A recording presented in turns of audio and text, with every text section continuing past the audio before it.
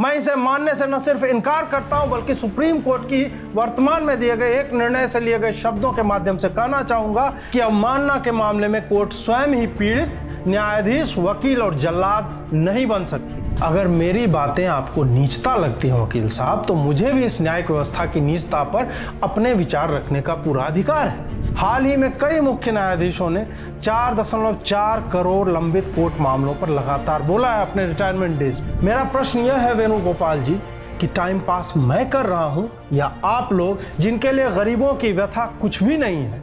आप 90 साल के हैं, आपको अवकाश ले लेकर घर में नाती पोते खिलाना चाहिए और अपनी वय से आधे वय के किसी युवा को यह कार्य करने दीजिए जिसे यह पता हो कि दुनिया बदल रही है और भारतीय लोकतंत्र की कोई भी संस्था किसी व्यक्ति के विचारों को दबाने की कोशिश में संविधान की मूल अवधारणा के विरुद्ध जाती है। कोर्ट चाहे नाम में सुप्रीम भले लगा ले, वह मेरे संविधान प्रदत्त अधिकारों से परे नहीं है, जहां मैं विष्ठा को सोना सिर्फ इसलिए नहीं कहूंगा क्योंकि उसका रंग पीला है। आप शब्दकोश लेकर बैठिए और मुझे वल्गर, विटुपरेटिव, आउटरेजस, ग्रॉस आदि कहिए, क्योंकि एक शब्द से तो आपके 90 साल का ज्ञान बाहर आ नहीं पाता। इससे मेरे व्यवहार में धेले भर का अंतर नहीं आएगा।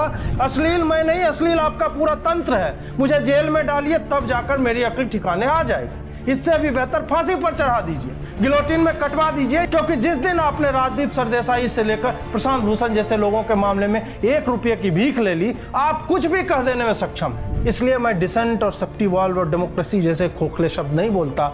मैं वही टुच्ची सड़क छाप भाषा बोलता हूँ जिसका नाम हिंदी है, क्योंकि अच्छी भाषा तो वह है जिसमें आपको अनुवाद करके पढ़ना होता है अंग्रेजी में। इस अभिजात्य अभिमान के प्रक्षेपास्त्रों से आप मुझे पराजित नहीं कर सकते। मैं कर्ण की भूमि अंग प्रदेश से आया हूं, जिसे मारने के लिए अर्जुन को युद्ध के नियम तोड़ने पड़े थे। मैं भी जनता से कर्ण की ही तरह वचनबद्ध हूं कि मैं आपके ही परिष्कृत शब्दों में स्पीकिंग ट्रूथ टू पावर वाला व्यक्ति हूं। मुझ पर ब्रह्मास्त्र चला लो जब मैं रथ के पहिए गड्ढे से निकाल रहा हूं। 1924 में एक कमेटी बनी थी कलकत्ता हाईकोर्ट के जस्टिस रैनकिन की अध्यक्षता में, जिसका कार्य था न्याय देने में हो रही देरी को लेकर सुझाव देने के लिए। 5 साल बाद 1929 में एस आर दास की अध्यक्षता में दूसरी समिति का गठन हुआ, जिसने कई उपाय बताए थे कि न्यायिक प्रक्रिया में तीव्रता कैसे लाई जाए। दुर्भाग्य देखिए कि कमिटी तब भी बनती थी, आज भी बनती है और होता कुछ भी नहीं है। 1950 में सुप्रीम कोर्ट बनता है, 1972 में फिर एक कमेटी बनती है जेसी शाह की अध्यक्षता में। उसके बाद 14वीं, 27वीं, 41वीं, 54वीं, 58वीं, 71वीं, 74वीं, 79वीं और 144वीं लॉ कमीशन ने भी भारतीय न्यायिक व्यवस्था में हो रही देरी पर अपनी रिपोर्ट्स लगातार दी। 1985 में जस्टिस पीएन भगवती ने कानून दिवस पर दिए गए संभाषण में कहा कि वर्तमान न्यायिक प्रक्रिया और वर्तमान न्यायिक व्यवस्था रुग्ण है या किसी रोग से ग्रस्त है और ध्वस्त होने के कगार पर है। इस बात पर भी किसी ने संज्ञान नहीं लिया। हाल ही में कई मुख्य न्यायाधीशों ने 4.4 करोड़ लंबित कोर्ट मामलों पर लगातार बोला है अपने रिटायरमेंट डेज में। मेरा प्रश्न यह है वेणुगोपाल जी कि टाइम पास मैं कर रहा हूं या आप लोग, जिनके लिए गरीबों की व्यथा कुछ भी नहीं है, जो अपनी बातों में गरीबों को कैसे मिलेगा न्याय, इस पे खूब ज्ञान देते हैं, लेकिन छींक आने पर भी मांगे गए एडजर्नमेंट को मान लेते हैं और यह नहीं सोचते कि जिस निर्धन व्यक्ति के लिए 20 रुपये भी अत्यधिक है, वो वापस गांव जाएगा, फिर से वकील को फीस देगा और फिर से अगली तारीख पर वही एडजर्नमेंट लेकर वापस चला जाएगा। विधि सेंटर फॉर लीगल पॉलिसी की एक रिपोर्ट के अनुसार उनके द्वारा जांचे गए मामलों में से 91% मामले जिनमें न्याय होने में देरी हुई, कम से कम एक बार एडजर्न हुए। 70% मामले ऐसे थे जिसमें 3 से अधिक बार एडजर्नमेंट हुई। निचले न्यायालयों में 3.33 करोड़ केस, उच्च न्यायालयों में यानी हाई कोर्ट्स में 41 लाख और सुप्रीम कोर्ट में 65,000 मामले लंबित हैं। ट्राइब्यूनल्स की अगर बात करें तो 2017 की जुलाई तक 3,50,000 मामले वहां भी चल रहे हैं। निचली अदालतों के 25% मामले यानी 1/4 5 साल से अधिक समय से चल रहे हैं। और हाँ, 2016 की एक रिपोर्ट के अनुसार हर साल भारतीय न्यायिक व्यवस्था में हो रही देरी से भारत की जीडीपी को आधे प्रतिशत का प्रतिवर्ष नुकसान होता है।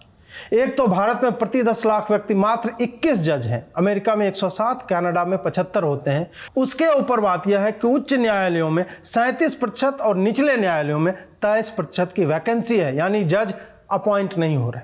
कई लॉ कमिश्नरों की रिपोर्ट में यह भी कहा गया है कि न्यायिक व्यवस्था में कार्य करने के घंटों में वृद्धि आवश्यक है। आपको जानकर सुखद आश्चर्य होगा कि हमारी न्यायिक व्यवस्था भारत के किसी भी कार्यालय से अधिक छुट्टियां लेती है। इनके द्वारा कहा जाता है कि अगर हम 5 घंटे कोर्ट में काम करते हैं तो 5 घंटे घर पर पढ़ते भी हैं। यूं तो भारतीय न्यायालयों की अकर्मण्यता पर सामान्य जनता को आंकड़े और तथ्य गिनाने की आवश्यकता नहीं है, उन्हें मालूम है। लेकिन भारत के अटॉर्नी जनरल महामहिम के वेणुगोपाल जैसे विधि पदाधिकारी द्वारा मुझे या मेरे जैसे व्यक्तियों द्वारा एक जर्जर व्यवस्था पर टिप्पणी को टाइम पास बताने पर तथ्य तो थूकने ही होंगे। मैं टाइम पास नहीं कर रहा वकील साहब, टाइम पास तो आप लोग कर रहे हैं इस देश की जनता के साथ। लज्जा आनी चाहिए आपको। आशा तो नहीं है मुझे कि मेरे लिए जब आपने टाइम पास जैसे शब्द लिखे तो आपकी वृद्ध उंगलियां इस झूठ को लिखने की बेशर्मी से कपकपाई होगी। जब आपने यह कहा कि अजीत भारती के कथनों की प्रकृति के कारण आपके पास अवमानना का केस चलाने की अनुमति देने के अलावा कोई विकल्प नहीं है, तो आप यह भूल गए कि व्यक्ति भले ही उम्र के 9 दशक पार कर चुका हो, उसका अपना जमीर वृद्ध नहीं होता, वह धिक्कारता है। आप 90 साल के हैं, आपको अवकाश ले लेकर घर में नाती पोते खिलाना चाहिए और अपनी वय से आधे वय के किसी युवा को यह कार्य करने दीजिए जिसे यह पता हो कि दुनिया बदल रही है और भारतीय लोकतंत्र की कोई भी संस्था किसी व्यक्ति के विचारों को दबाने की कोशिश में संविधान की मूल अवधारणा के विरुद्ध जाती है। आपको लज्जित होना चाहिए कि आपके पास कानून की पूर्ण जानकारी होने के बाद भी उम्र के इस पड़ाव पर जहां व्यक्ति सुबह खाता है तो दोपहर में यह पूछता है कि उसने खाया था या नहीं, आपको यह याद नहीं रहा कि कोर्ट चाहे नाम में सुप्रीम भले लगा ले, वह मेरे संविधान प्रदत्त अधिकारों से परे नहीं है, जहां मैं विष्ठा को सोना सिर्फ इसलिए नहीं कहूंगा क्योंकि उसका रंग पीला है। कोर्ट भले ही 1971 में अपने विरोध में बोलने वाले लोगों की आलोचना पर ध्यान देने की जगह उन्हें अपमानित करने और जेल में डालने की मंशा से कंटेम्प्ट ऑफ कोर्ट एक्ट का सहयोग लेता रहे, लेकिन यह क्रूर व्यवस्था न्याय और व्यक्ति की स्वतंत्रता की हर अवधारणा के परे। मैं इसे मानने से न सिर्फ इनकार करता हूं बल्कि सुप्रीम कोर्ट की वर्तमान में दिए गए एक निर्णय से लिए गए शब्दों के माध्यम से कहना चाहूंगा कि अवमानना के मामले में कोर्ट स्वयं ही पीड़ित, न्यायाधीश, वकील और जल्लाद नहीं बन सकती। यह सामान्य बुद्धि विवेक से परे है कि हम नेताओं की कमियां गिना सकते हैं, पुलिस और कलेक्टर को लताड़ सकते हैं, लेकिन सुप्रीम कोर्ट तो भाई छुई मुई है और अंगूर का दाना है जिसे सुई चिबाने से वो किशमिश बन जाता है। वेणुगोपाल 90 वर्ष के हो गए। उन्होंने आगे यह कहा कि मेरे वीडियो का अनुवाद सुनने के बाद उन्होंने पाया कि मैं सुप्रीम कोर्ट के जजों पर आक्रमण करते हुए अपनी नीचता में डूबने को तैयार था। अगर मेरी बातें आपको नीचता लगती हैं वकील साहब, तो मुझे भी इस न्यायिक व्यवस्था की नीचता पर अपने विचार रखने का पूरा अधिकार है। अगर सुप्रीम कोर्ट के पास हिंदू त्योहारों के समय वैज्ञानिक आधार के बिना पटाखों पर प्रतिबंध लगाकर दिवाली पर रोक लगाने की अथॉरिटी है, तो मुझे भी उस निर्णय पर मेरे शब्दों में, चाहे वो आपको अश्लील लगे या कुछ और, इसी संविधान में अधिकार है कि मैं वो कहूं। मैं न तो 90 साल का हूं, ना ही मैं वो नकारा हिंदू हूं जो हर त्योहार पर किसी न किसी तरह के न्यायिक ब्रह्मज्ञान पर सर झुकाकर जय हो सुप्रीम कोर्ट कहकर नाचने लगता है। आप शब्दकोश लेकर बैठिए और मुझे वल्गर, विटुपरेटिव, आउटरेजस, ग्रॉस आदि कहिए, क्योंकि एक शब्द से तो आपके 90 साल का ज्ञान बाहर आ नहीं पाता। इससे मेरे व्यवहार में धेले भर का अंतर नहीं आएगा, क्योंकि न्यायालयों की गरिमा 4 करोड़ लंबित मामले, भ्रष्ट जज और गरीबों को आर्थिक रूप से तबाह करने वाली यही व्यवस्था गिराती है, अजीत भारती जैसे तुच्छ व्यक्ति नहीं। मुझे घिन आती है ऐसी व्यवस्था से जिसके निर्णयों में पक्षपात दिखता है। बदबू आती है आपकी संस्थाओं से जो 2 बजे रात में 22 साल से चल रहे न्यायिक मामले के परिणाम आने के बाद भी आतंकवादियों के लिए खोले जाते हैं। आपने कहा कि मैं शिक्षित हूं और मैं जानता हूं कि मैं जो कह रहा हूं उससे कोर्ट की गरिमा गिरती है, तो आपको यह सोचना चाहिए कि भारत के सबसे अच्छे विद्यालयों में से एक सैनिक स्कूल तिलैया में पढ़ा विद्यार्थी, जो दिल्ली विश्वविद्यालय के किरोड़ीमल महाविद्यालय से अंग्रेजी साहित्य के स्नातक कक्षा का सर्वोत्तम छात्र है, जिसे पत्रकारिता के स्नातकोत्तर पाठ्यक्रम में 85% अंक हैं, वो ऐसे शब्दों का चयन क्यों कर रहा है आपके लिए? मैं तो आपके ही तंत्र का उत्पाद हूं, आपके ही समाज ने मुझे पाला है, आपके ही निर्णयों पर अपने मित्रों के बीच सैकड़ों घंटों तक चर्चा की है, फिर मैं आपके जजों को भ्रष्ट क्यों बोलता हूं? कदाचित आप यह भूल रहे हैं कि शिक्षा का ध्येय सा विद्या या विमुक्तये होता है, तमसो मां ज्योतिर्गमय होता है। यानी विद्या वह है जो विमुक्त करती है, विद्या वह है जो अंधकार से प्रकाश की ओर ले जाती है। मैंने उसी विद्या के आलोक में आपकी पूरी न्यायिक व्यवस्था को देखा है और मैं आपके पूरे तंत्र को सामान्यीकृत करने पर, जनरलाइज करने पर विवश हूं, क्योंकि आपके निर्णयों का पैटर्न मुझे ऐसे आंकड़े देता है जहां आपको होली, दिवाली, कांवड़ यात्रा आदि पर ज्ञान देना होता है, लेकिन आप मौलाना साद को, भारत के मरकजों को, कोरोना के समय हो रही नमाजों को, शुक्रवार को सड़क घेर कर पढ़ी जाने वाली नमाजों को, मस्जिदों में लगे लाउड स्पीकरों पर कुछ नहीं कर पाते। मैं चक्षुविहीन नहीं हूं, होऊंगा तब भी कानों से आपके निर्णय सुन सकता हूं कि आपके हाथ में कई बार कुछ नहीं होता। आपके लाउड स्पीकर पर शोर के निर्णय सिर्फ हिंदुओं पर लागू होते हैं। आपका घोर दुर्भाग्य कि मैं अंधा नहीं हूं। अश्लील मैं नहीं, अश्लील आपका पूरा तंत्र है। मुझे जेल में डालिए, तब जाकर मेरी अक्ल ठिकाने आ जाएगी। इससे भी बेहतर फांसी पर चढ़ा दीजिए, गिलोटिन में कटवा दीजिए, या गरिमा गिरी है तो यह भी कह दीजिए कि आज से 1 महीने तक मैं जज साहब के पखाने के पॉट को ब्रश लेकर साफ करता रहूं। क्योंकि जिस दिन आपने राजदीप सरदेसाई से लेकर प्रशांत भूषण जैसे लोगों के मामले में 1 रुपये की भीख ले ली, आप कुछ भी कह देने में सक्षम हैं। मुझे तनिक भी आश्चर्य नहीं होगा कि आपका यह फैसला है कि मैं सड़क पर झाड़ू लगाऊं या 6 महीने जेल में बिताऊं। आपको लज्जा नहीं आती, गरिमा की याद आपको तब नहीं आती जब छुट्टियां लेते हैं और आपके न्यायालयों में 4 करोड़ मामले लंबित होते हैं। यह मैंने तीसरी बार कहा है और इस बार भी कारण अलग है। अमेरिकी कोर्ट में पिछले वर्ष 4 मामले लंबित थे। जज लोग छुट्टी पर जा रहे थे, तब यह बहस हुई कि क्या हमें इन मामलों को निपटा लेना चाहिए, तब छुट्टी पर जाना चाहिए, या हम तब तक प्रतीक्षा कर सकते हैं।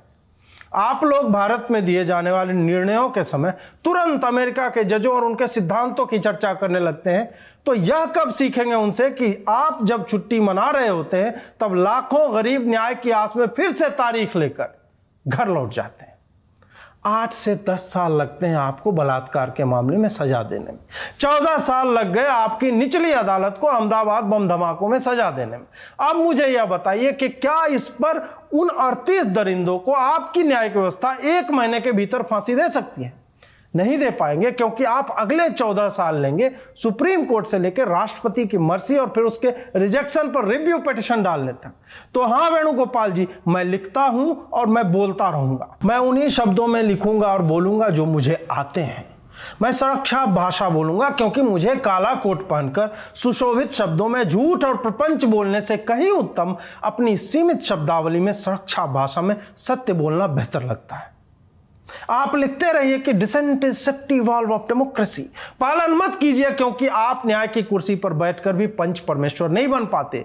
ज्ञानवाणी की अविरल धारा आपके मुखारविंदों से प्रवाहित होती रहती है, लेकिन उसे आपके अपने ही तंत्र के अधिकारी एक कान से सुनकर दूसरे से निकाल देते हैं। इसलिए मैं डिसेंट और सेफ्टी वॉल्व और डेमोक्रेसी जैसे खोखले शब्द नहीं बोलता।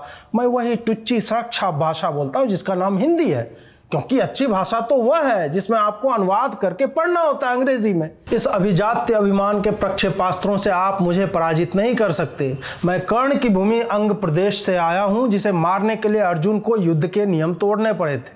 भगवान कृष्ण को भी उकसाना पड़ा था, फिर भी मरणोपरांत भी वह उसी भगवान कृष्ण की करुणा और स्नेह का पात्र बना था। मैं भी जनता से कर्ण की ही तरह वचनबद्ध हूं कि मैं आपके ही परिष्कृत शब्दों में स्पीकिंग ट्रूथ टू पावर वाला व्यक्ति हूं। मुझ पर ब्रह्मास्त्र चला लो जब मैं रथ के पहिए गड्ढे से निकाल रहा हूं।